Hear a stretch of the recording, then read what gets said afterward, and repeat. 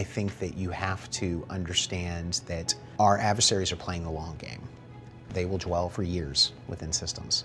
They are smart, they are well-funded, and they are dedicated to this. The most worrisome parts of election security, some people think it's the voting machines, but there are many other soft targets all along the way that concern us. Things like state election commissions. These are the folks that produce things like the registration rolls, tell you where your polling places are, mail you out sample ballots. There's things just like online influence campaigns. So these sorts of other soft targets are actually much more vulnerable and susceptible than to maybe the traditional things people think about, like voting machines. We've seen that even at Black Hat a few years ago, they compromised a voting system in like under 2 hours. But I mean, from an attacker point of view, yeah, I mean, it's going to be sending spams, sending phishing emails, trying to get people to click on URL links to get something downloaded on the system so they can gain access to it.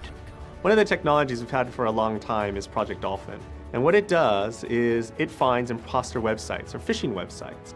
Imagine if you're a political campaign or committee and someone sets up a website just like yours but changes some of the text on it to support some effort opposite of yours. Or imagine something like the state election commissioner's website where you go to find your polling place and someone sets up a fraudulent site to trick them. Project Dolphin actually is using very advanced machine learning that's actually called deep learning.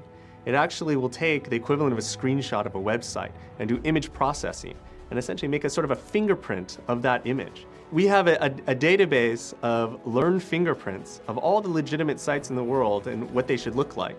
And we're matching them against all the other sites in the world to see if there are matches. And if there are, we know that now there's an imposter site out there. Our mission is to make sure that the bond of trust and relationship, both on the government and business side as well as the individual side, is upheld throughout any of these major events. So the integrity of the system that we live and operate in as a society is allowed to move forward and thrive.